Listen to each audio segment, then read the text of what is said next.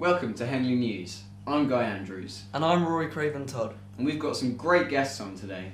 I'm going to be here talking to the newly appointed principal of Henley College, Jayne Davis. And I'm going to be talking to Henley College student Jake Clark, who's on a team to revamp the new skate park for Henley. We also have Lewis down at Hobbs of Henley to talk about the future of the company and their family legacy. I am now going to be talking to the new principal of Henley College. She was appointed here at the beginning of November and joined after Christmas. She replaced Tom Epsley. She was previously the head of business department at Ormskirk Grammar School in Lancashire and taught at college in Hampshire. Now let's give a warm welcome to Jayne Davis. Yes, hello. Jane. Hi. Nice to be here. Thank you for coming on today. Pleasure. I understand you have a very busy schedule, so thank you for taking time That's okay. out. So, just start things off. How do you like it here so far? It's a great college. I'm really pleased I moved, actually. Everyone's been very friendly. The staff are very welcoming. Students are great. So far I absolutely love it. So yeah. really good. That's good to know. Yeah. Of course, there are a lot of students here now, and Yes. a lot of teachers as well. But I mean, certainly a lot of people to keep track of. But I'm sure that you do a good job. Wow. Hope so.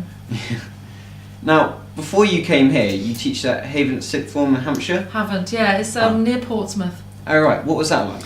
It's great. It was quite a similar college, actually, to here. Oh really? So there are lots and lots of A-levels. At Henley we've got more vocational students here than we did when I was at Havant, but very similar in that the students were very good. They studied at a high level, the staffing, the teaching's very good. But it's a bit smaller, so this is a bigger college for me. So it was about 1,200 students there. And oh wow. obviously it's a lot smaller than here. Yeah. And it was all on one site, and so there are differences. Yeah. But just as enjoyable, though I have to say Henley-on-Thames is quite nice compared to Havant, which I hope no one from Havant would watch, but not as nice as Henley-on-Thames. Well, I suppose since we have the town right next to us as well. Beautiful, yeah. Yeah, it's really nice. It's one thing that did attract me in the first place, as you can imagine, Yeah. when I first came. Same here as well. Yeah, I can imagine, yeah. So, are there any big changes you hope to make to the college anytime soon? Big changes. Well, one of the changes I noticed I should make as soon as I got here, particularly on this site, is that there really isn't enough student space, I don't think. And some of the students I've spoken to already, and by student space I mean social space. Plenty of classrooms, obviously, and plenty of IT rooms, and libraries good. But in terms of students sort of spending time outside of lessons, I don't think there's quite enough space.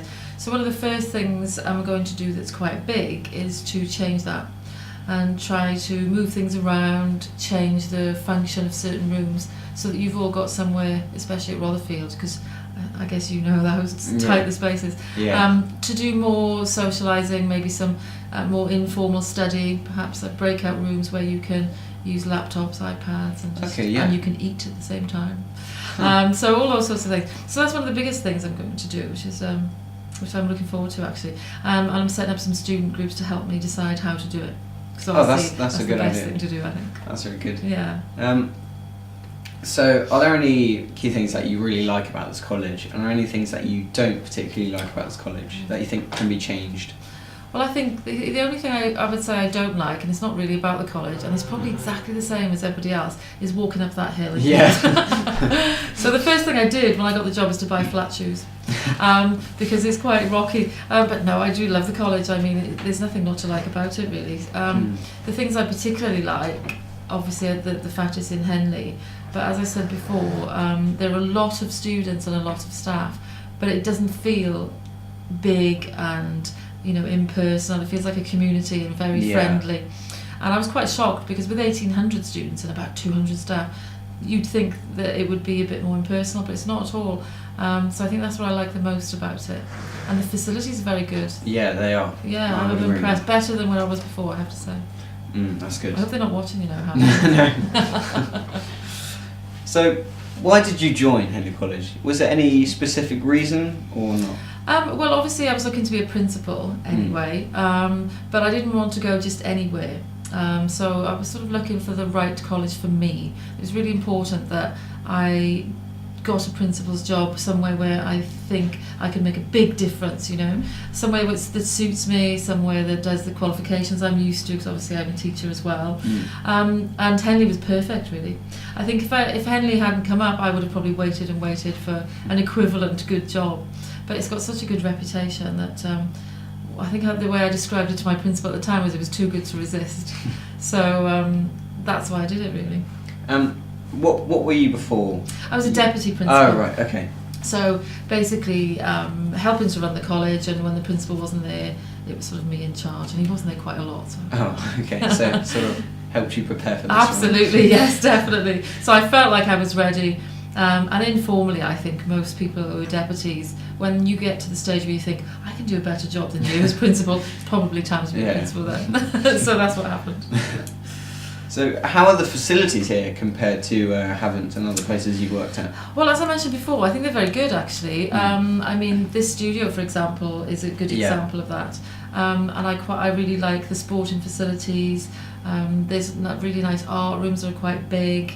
And when I go into the classrooms, I really notice that staff and students look after them, and there's a lot of students work on the walls, and I was just really impressed when I came here, actually. So whilst the two sites are very different, I do like the facilities.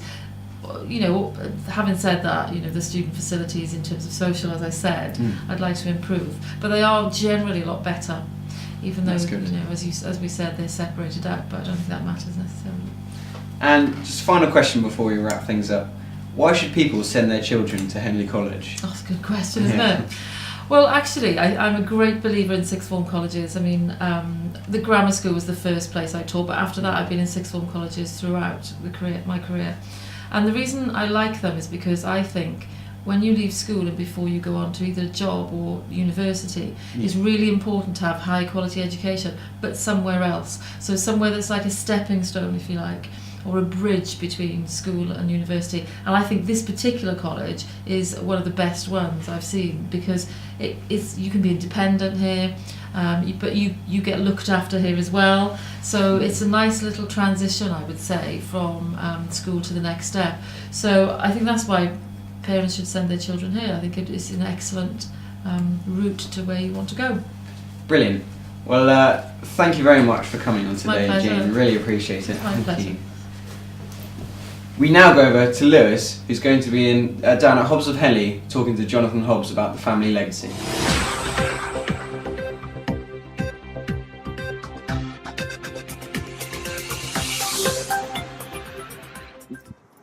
Thanks, Guy. I'm currently down at Hobbs of Henley, which is a boatyard on the Thames, which was involved in the Olympics in the 2012. I'm currently joined here by Johnathon Hobbs, who's the fifth generation of the company. So, when did the business first start up, and who's the founder? Business began in 1870, and it was founded by my great-great-grandfather, who's Harry Hobbs. And it started on a different site from where we are here. It started just down through the bridge on the left-hand side where Wharf Lane is. Okay then. And he ran a hotel called the Ship Hotel, and started hiring boats out to people who were attending the regatta. And that's how the business grew from there. Okay. So, is there any big plans for Hobbs, like new boats or anything? We've got a new boat arriving this summer, and we've had 6 or 7 other new ones in the last couple of years, so it's invested quite heavily in some luxury small self-drive boats in the last couple of years. See how the interest goes on those, and there might be scope for more new boats in the future, but nothing big planned at the moment. Okay, so would you say Hobbs is expanding and adapting more to the modern world at the moment? Yes, I would do. Yeah. I suppose what we're doing is we've always changed with the times. Okay. And if you look back at the times where we would receive numerous phone calls for bookings for boats for 100 people before we had the New Orleans, that prompted my father then to go, this is silly, we're turning so much business away, let's get a boat that takes 100 people. In a similar way that we used to get asked all the time if we had boats, luxurious boats you could take for self-drive holidays, boats with, you could sleep on, boats with more facilities on. We've responded to that. And that seems to be going quite well. Yeah, really. Okay. What improvements have been made so far this year? Is there I've seen you've done the office. Yeah, we've redecorated the office. We've put a new floating stage in on the fuel stage, which is really good. That's so it can go up and down if the river goes up and down, and that provides a bit more mooring space for the boats to be on display. Okay. Would you say the company's quite big for a family-run business? Would you ever consider about maybe starting up another service or boatyard in another country? I'd always consider it, yeah. Yeah. If the right offer came along. Yes, you always have. I mean, if the offer came in to go and do the Olympics again in Brazil, probably do that. There's sort of, I always look at all opportunities, but we're very lucky with the fact that we're synonymous with Henley. Business started here. It's still a family business. We've got lots of great staff and family work in the business as well. So, that's all very. I think that's part and parcel of the success of the business. It's very much. Exactly. Okay.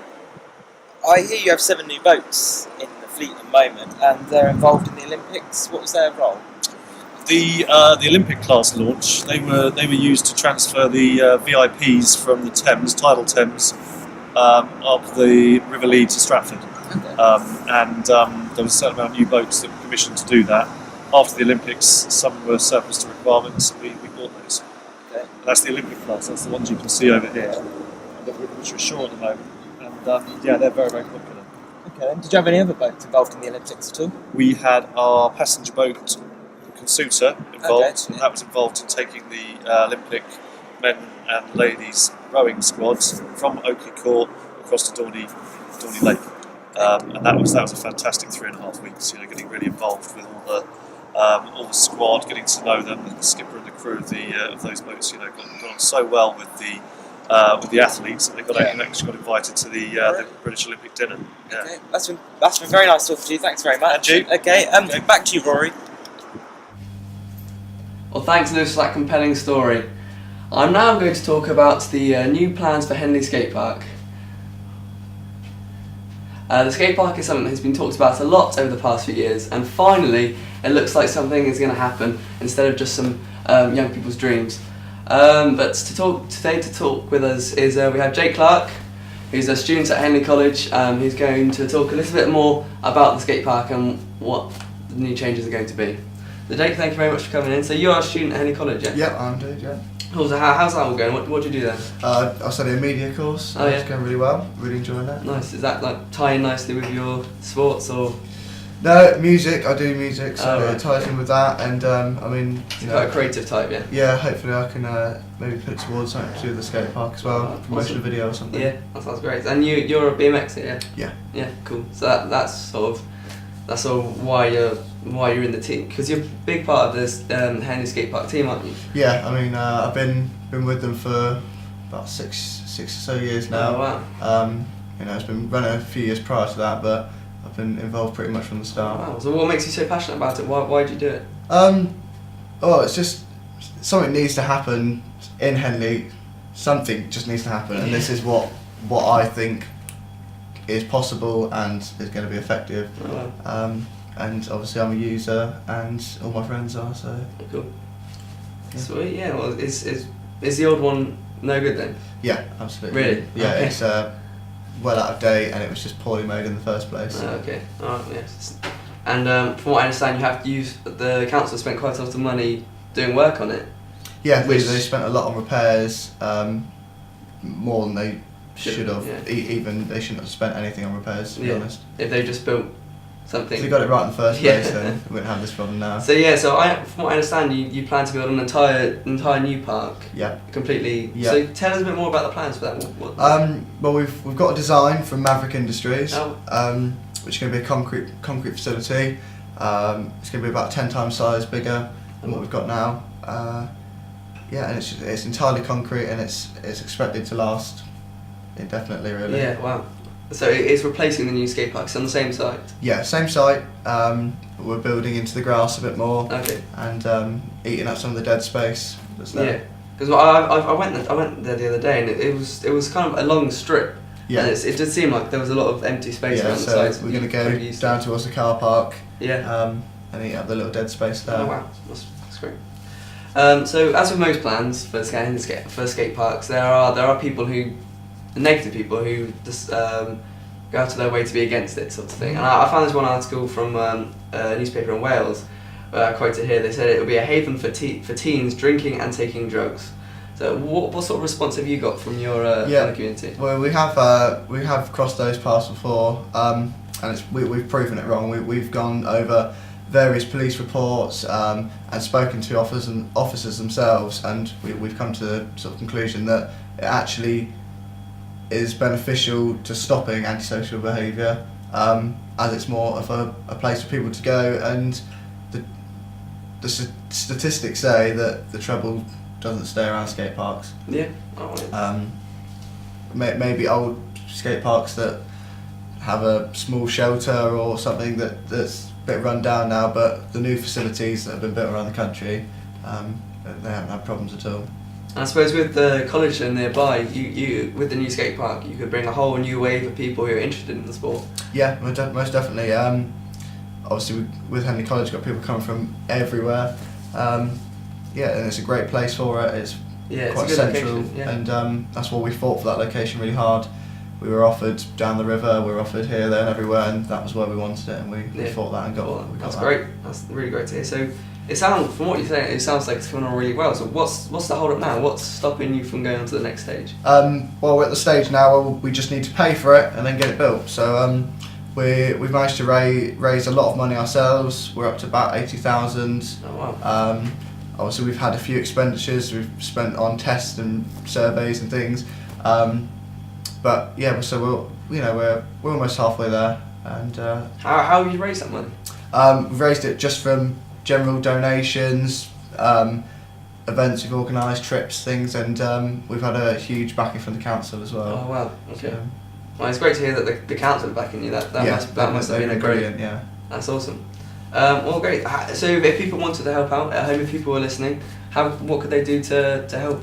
Well, you can go onto our website, which is henleyskatepark.org, or you can check out our Facebook, Twitter, we're on all most social media sites, as well as come see us at an event that we're running. We quite often in the town centre at Christmas time or during the summer with donation tins, and there's also plenty around Henley as well. Magoo's Bar, the cinema. We have lots of donations. Wicked. Pops around. So. Thank you. Well, thank you very much, Jake. I'm afraid that's all we've got time today for, but I hope you've enjoyed our show.